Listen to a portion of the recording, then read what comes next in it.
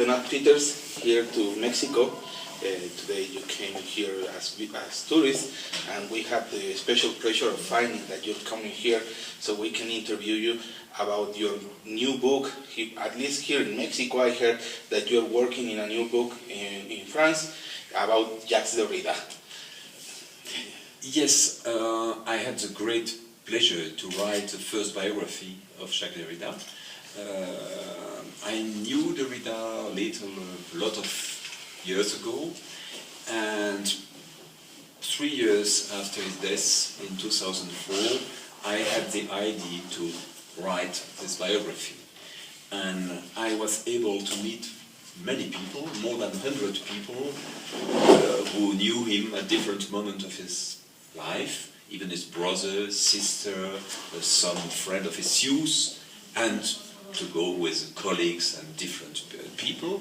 And I worked mostly with archives, because he kept everything. He wanted to keep every paper of his life, every letter that he received. But I had a huge work to find the letters that he sent worldwide. And so I think that I have done a serious work. I worked for 3 years. And it's of course very difficult to write the biography of a philosopher, because you can say in a way biography and philosophy are two different matters. But I think that Derrida was really related to the period and the countries where he lived. And so I tried to tell this story with other figures like Michel Foucault, Jacques Lacan and many others, and to tell how he found his own way to create this extraordinary philosophy.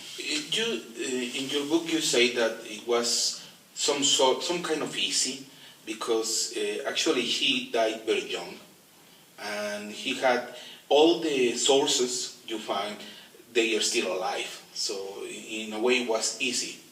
In a way it was easy, but of course it was very important for me that people wanted to speak to me, because they are very different people. There are some fights in the history of philosophy and even in his life. And so the first important thing was that his wife, Marguerite Derrida, thought that I could make a good book. And so she was very open-minded, and she told me a lot, and she gave me full access to all his papers. And then I met very, very different people and tried to speak with them, even if they had very different relationships with Derrida. Some of the people that I met loved Derrida, were really close to him, and some were not so close, but were important at a certain moment of his life. And this is the work of a biographer, to try to have all opinions, all type of people, not only the best friends or the family, but every important people. One thing is important to say, I met a little more than 100 people, but I could have met 1,000 people, because his life was very socialized in many, many countries. He traveled a lot, he had a lot of students for 50 years, and so of course I had to make a real choice. Who was important and who was possible to meet. Although he was very important, he was very loved by all the people who knew him. I can read that from your book, that he was very loved. I don't know if you just interviewed the people he loved him, but...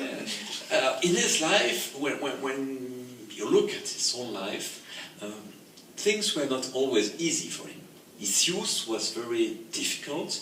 He was born in Alger, which was a part of France at that time, but in a colonial situation. He was Jewish, and during World War II he had a lot of problems as a child. And then, even in his career, it was not so easy. At a certain moment he became very, very famous, and then we had the idea, oh, he was an important person, a successful philosopher. But there were a lot of fights in French university, in Britain, in United States. It was not so easy for him. And deconstruction, which is the main name for his philosophy, was attacked.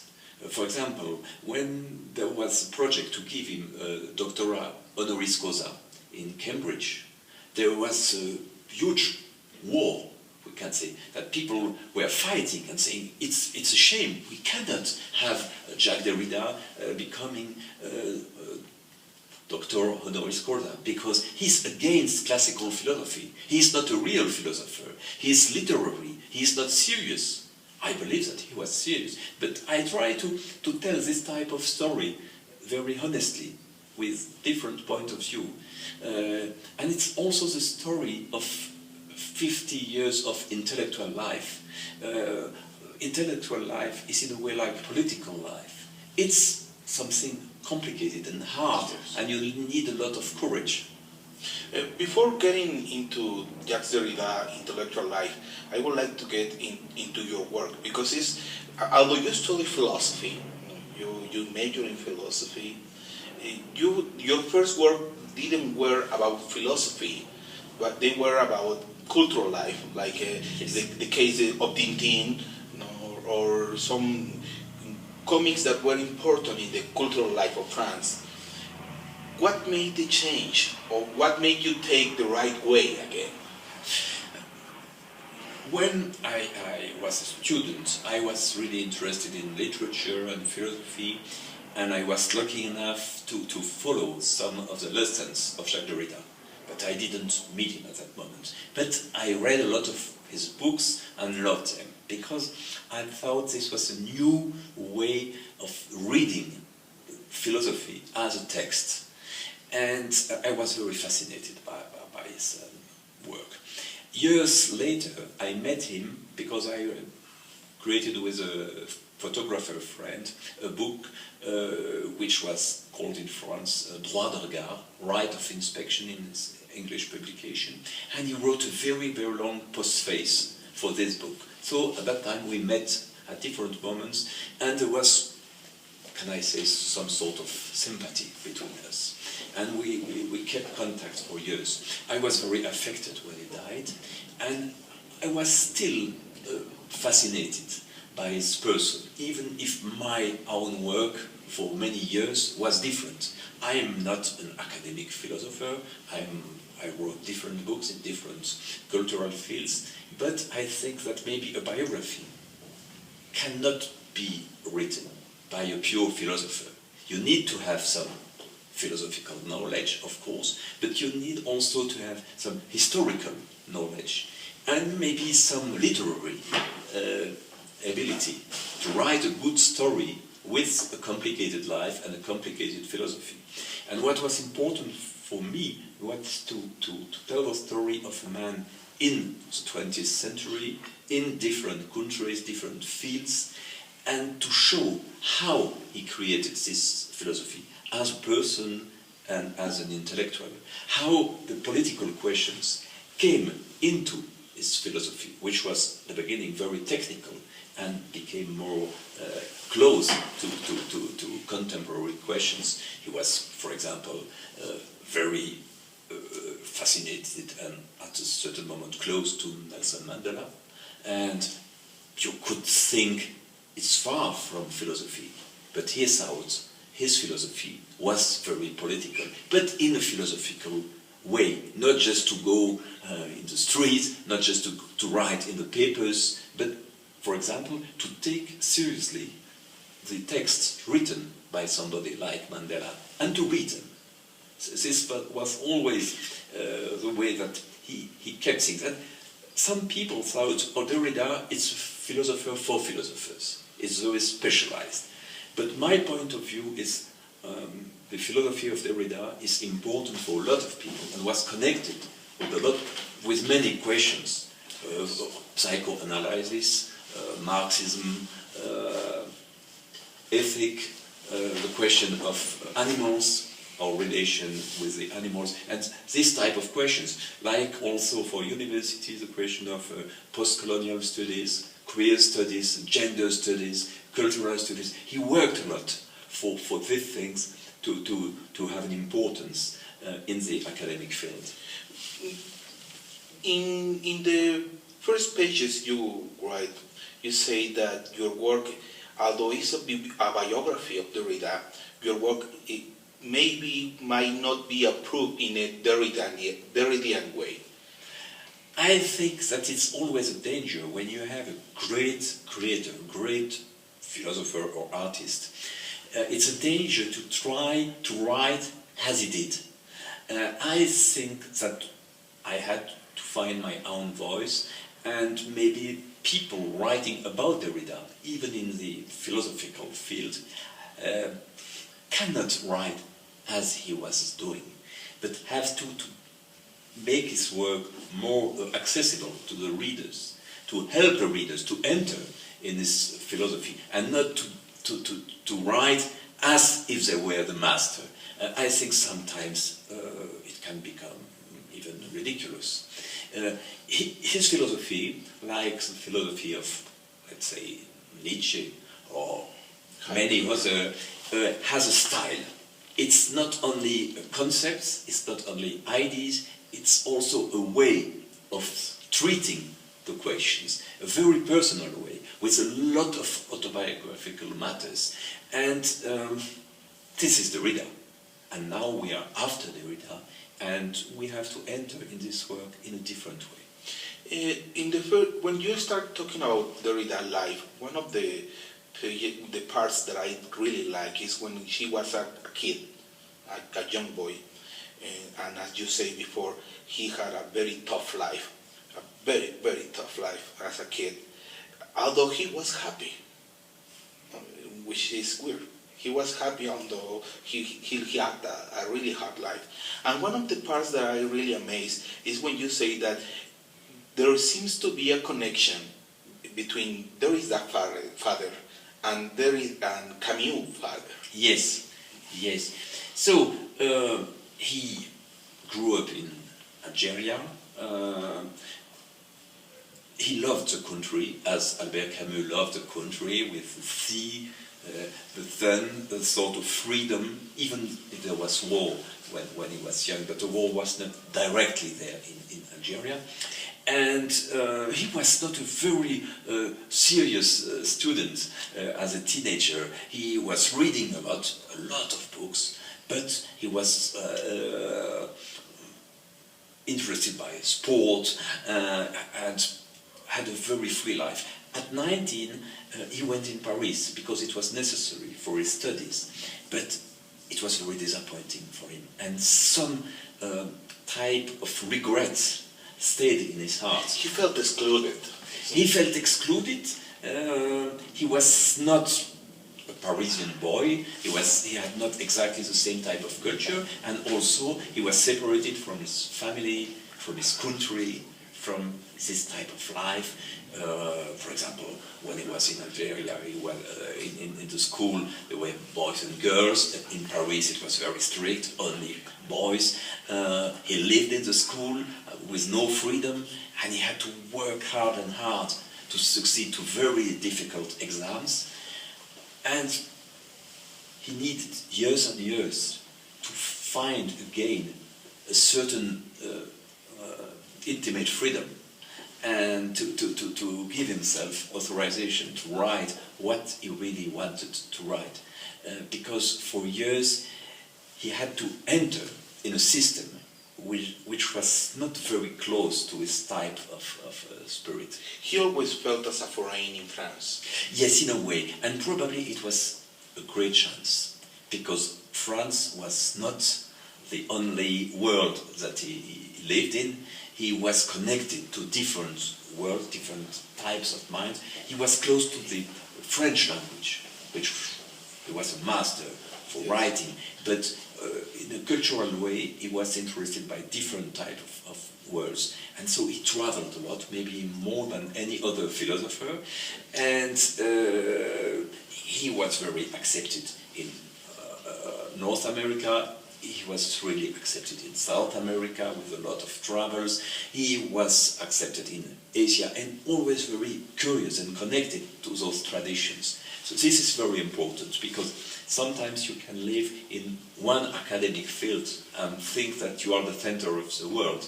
Yes. But he was not in this type of mind. The first jobs that Derrida got as a philosopher was as a translator in some philosophical works, as Husserl and other philosophers.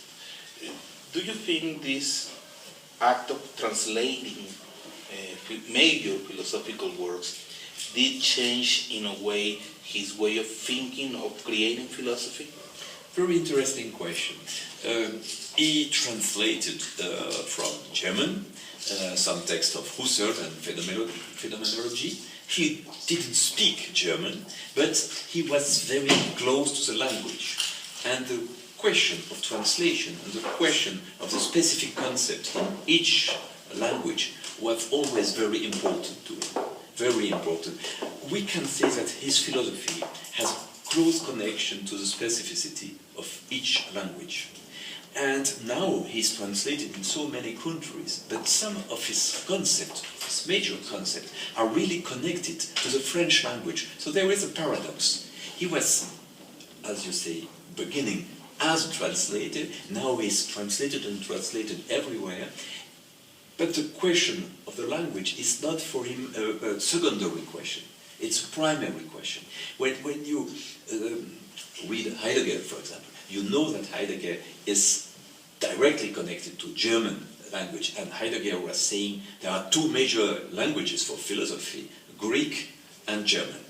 And Derrida was more open-minded, but he said, you cannot say one concept is in one language and you can put it in another language without any loss. There are loss, but with loss you can do something. For example, he wrote a book that in French was called La Dissémination. La Dissémination, it was a concept, let's say very simple, of many meanings and with no ends. So you can have some part of meaning and you can continue to interpret, but there is no end. In the United States, there was a philosopher from Indian origin, Hosni Baba. He created a new concept, dissemination. And this is an idea about what is a nation, and can we perceive a nation as a unity, or can we perceive a nation as composed with many things and always flowing away? And we could say, this is a bad comprehension of the idea of Derrida. But he said, no, this is a creative, new concept built on my concepts. And this is a continuation of philosophy. And so you see, with words, you understand, or you understand differently, or you create something new. And this is very close to the way of Derrida's philosophy. He says sometimes that deconstruction means more than one language. In this book, you talk about the dissemination. There is a formidable essay named The Play to Farmers Go, where he says that there is a problem with the language. The language can help as a medicine or can kill you as a poison. I believe that was something that Derrida always was worried about, the problem of language and the problem with words. And I believe that he can never, or he did never avoid it. He always accepted the problem of the language. And maybe, I don't know, that will be the question, that was part of the problem that he got with some philosophers in America. Because when he comes here, goes to Colombia, to this seminar, this congress that they made in Colombia, people didn't understand what he was talking about. I have the feeling. I think that there is some tradition in the English and American philosophy to be very positive and to treat philosophy as a way, a direct way to some truth. Let's say in a way a scientific one. But Derrida was more interested by all the ambiguities and the complexities of the language. When we are speaking together, we try to understand each other, but we have different backgrounds, different languages, and every meaning can be charged with different things. That's why also he was so interested by psychoanalysis and by Jacques Lacan. Even if he fought with him, he knew that there was something like unconscious meanings inside philosophy. He introduces some type of unconscious in the way of writing philosophy. And of course, some people hated this system because they thought you have to say this is true, this is wrong, and we discuss point 1, point 2, point 3, conclusion, and so this is totally against the idea of philosophy. And when he was reading Plato, when he was reading this dialogue, he said, we have to take seriously the fact that this is a dialogue. It's not just a general concept. It's not just Plato speaking. There are different voices. And I think this is very close to the way Derrida considering philosophy. Like with the character of Socrates, he's asking questions and not giving so many answers. He's always trying to find a new question after the answer and after the question, another question. And so you are unrestful. There is always uneasy, some impossibility to say a final sentence. And this is, I think, very important, even for direct life and for political questions. It's not to be too direct, not to be too sure of our ideas and convictions, but always trying to say, in this idea, in this word, maybe there is something hidden.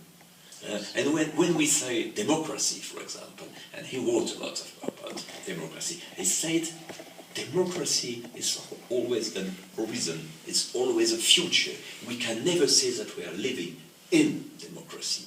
We are working for democracy. Democracy is always a project. And when you are sure that you are in democracy, maybe it's the end of real democracy. You see this type of ideas. Of course, they are much more complex and interesting in the text of Derrida. But the idea, everybody can feel it at a certain moment. Don't be too sure of your own ideas. Always think that there are other dimensions. One of the chapters of your book that I really love is when you talk about this conflict of, it's more epistemological, when you talk about Heidegger and the man. These two horizons in the work of Derrida. Do you think at the end he goes closer to Heidegger? No, I think Heidegger was very, very important in his use. And probably the beginning of Derrida's philosophy is so connected to Heidegger that it was impossible for him to say, I forget Heidegger because of the biographical questions and the connection with the Nazism and all the things that we unfortunately know. But some people said, you should have to fight against Heidegger. And he said, Heidegger is important philosophically, and we cannot just disqualify him for the major problem. We still have to read him and to understand why and how he could make this very catastrophic choice. At the same moment, middle of the 80s, there was this important affair in the United States about Polderman, who was very important to introduce his work in America, and Yale and so. And so, at a certain moment, there was a fight against Derrida in France and Germany about Heidegger, and a major fight exactly at the same moment in the United States. And they were saying Derrida is a dangerous person in a political way. Probably this very difficult moment had good consequences in his work, because this obliged him to be clearer on some ethical questions and to put them in the first part of his next books and his seminars. So he had to say how his philosophy was connected to philosophical and political questions, far away of the problems of Benoit and Heidegger.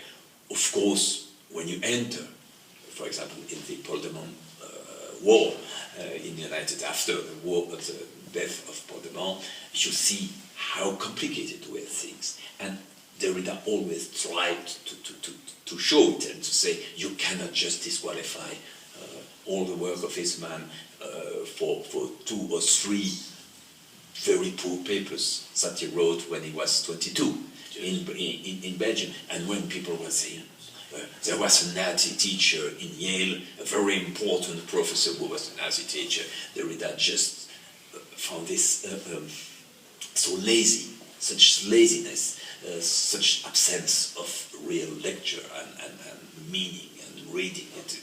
So he thought it was absurd, but this obliged him to go a little further in his thought and in his work.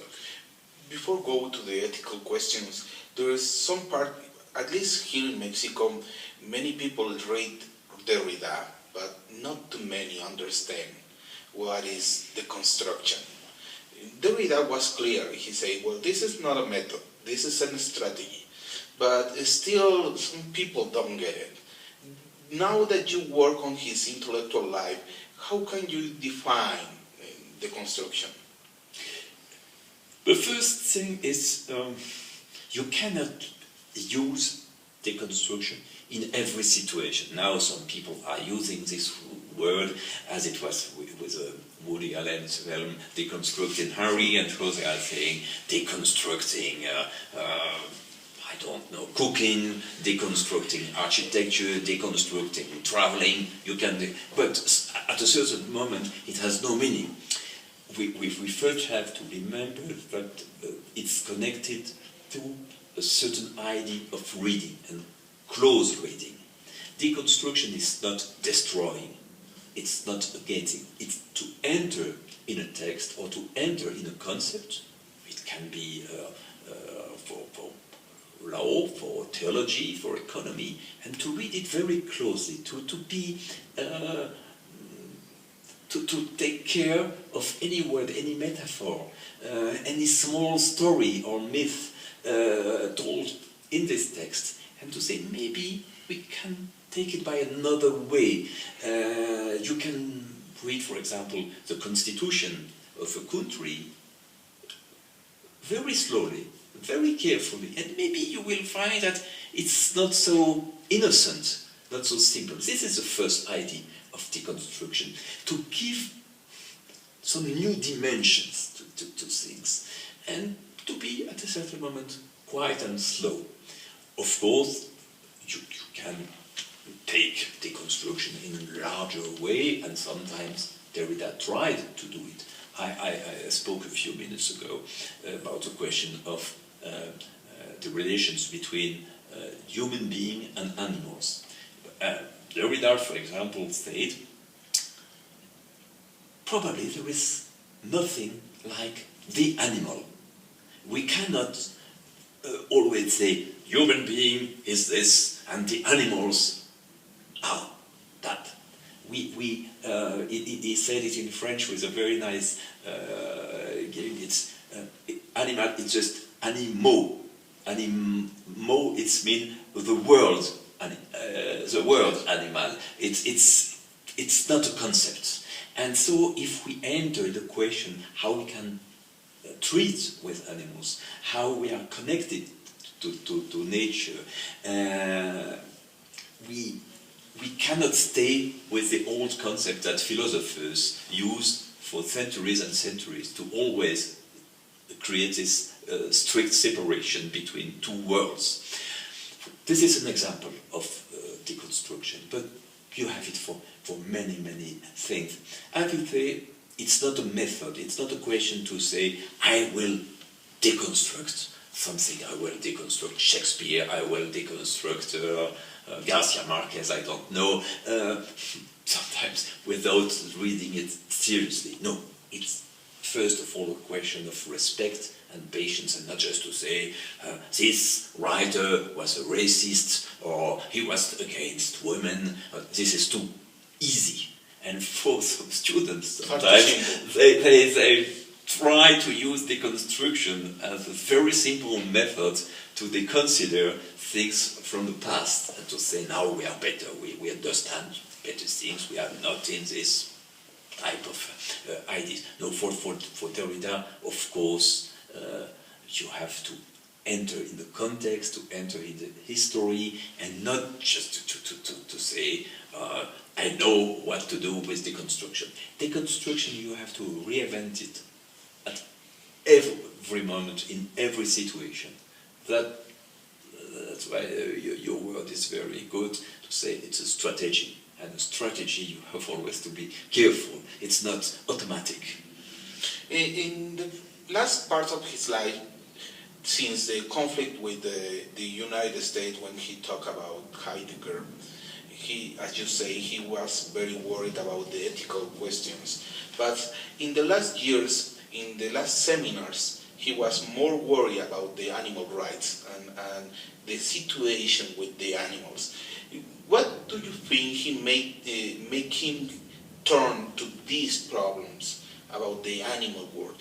Yes, it was one of the important questions for the last years of his work and life, but there were other ethical questions like forgiveness, testimony, secrets, death penalty.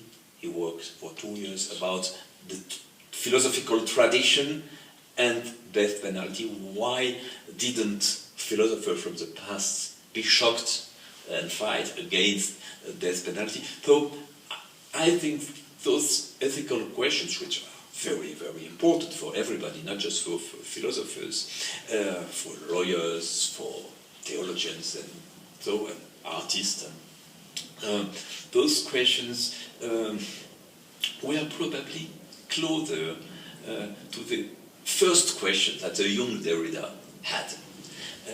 In a way, I think that there was some lyric and artistic and ethical feeling in his youth, and then he tried to become a very serious and technical philosopher, to be accepted in the philosophical community. But at the end of his life, he felt probably more free and went more directly to the questions that were so important for him.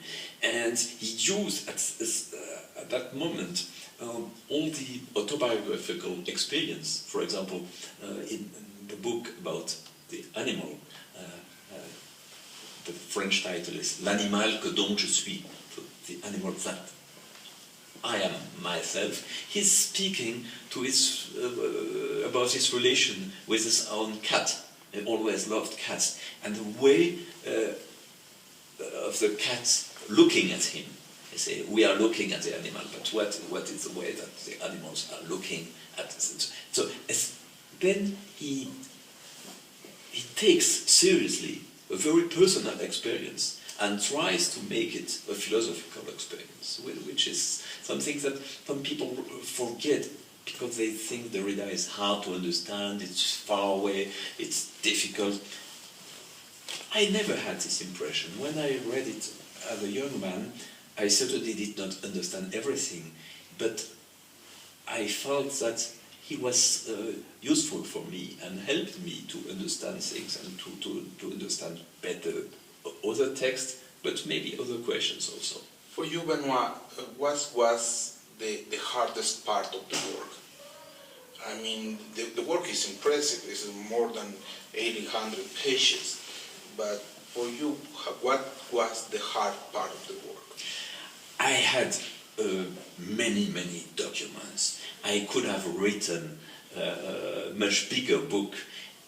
I tried to make it, in a way, a simple narration, going from very personal things of Derrida's life to historical parts to philosophical questions, and I tried to make it in a way accessible, so that people who are afraid of Derrida could read the book and understand it. And what was difficult for me when I wrote is not to have philosophical chapters, historical chapters, personal chapters, but to guide the reader from one point to another, and even when it became more difficult, okay, I can follow the text. This was a technical point as a writer, but I think this was also my responsibility to make a book that helped people to know the man, to know the philosopher, to know the period and the context, and probably to have more desire to read Derrida, because this is the most important thing. Is when you finish the book, if you want to read one or two books by Derrida and say, oh, it can be important for me, then my book is a success. In Derrida, as you say at the beginning of the conversation, was a person that kept all his papers, all his letters, and now... Archive. The yeah. question of archive was also for him a philosophical question. Yeah. Do you think that now he's dead, what are the major lines or the major kind of thoughts that Derrida would like that people work? Or there is all his work that he's leaving to any philosopher to work on it? What are his major concernations, major preoccupations to work?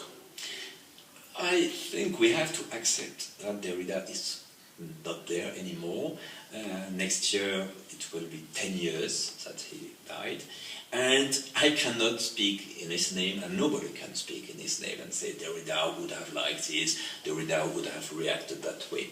What we have to do now is to use his texts and works and seminars and so as a material to go further, to interpret his philosophy, to criticize him, but in a very serious way and respectful way, and to continue to work, not only to read him, but to make something with his book, to make some new philosophical creation. I think that he was a moment, he was a major person, he was a fascinating person, but now this is our responsibility to continue to create and not to celebrate him. Celebration is good for the 2-3 years after the death of somebody. Of course, it's very difficult for the people who worked with him and who loved him to accept his disappearance. But now I think the respect is to be creative and to go further and to use his work as we can use Kant or Hegel or Heidegger or Michel Foucault. We have to say Derrida is useful and we can make something creative even when we are criticizing some aspect of his work. One of the qualities of your work is that I believe you don't need to be a philosopher to read it. You just need to be curious. Yes, it's also an intellectual adventure because there were so many fascinating characters at this period. He was working with people as Paul Ricoeur, Roland Barthes, Emmanuel Levinas, Jacques Lacan. I speak only of people in France, but we have many philosophers in the United States, or Habermas in Germany, and so many others. He discussed with them, sometimes he fought with them, sometimes he used and respected their work. And so I think this was a fascinating period. And at certain moment I have the impression, especially in France, that it's not exactly the same. And we don't have such important figers. When I was young, Deleuze and all the major thinkers, I believe you have it. Yeah, but I remember when I was young and student in Paris, there was Michel Foucault in Collège de France, Roland Barthes, Jacques Lacan. We could hear them, and in a way we thought this will be forever, but in a few years they disappeared, and now I think the situation is not as rich. But those works are still there, and we can understand how it happened. Questions of structuralism and other questions beyond structuralism. I still think that we have to learn a lot from them. What is next in your work? What are you doing next?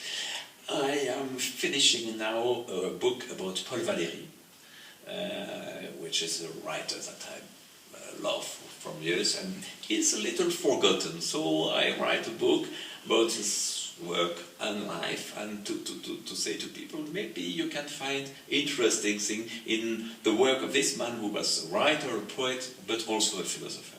Hopefully we'll have it here soon. Well, thanks a lot. It was a pleasure. It was a pleasure to talk with you.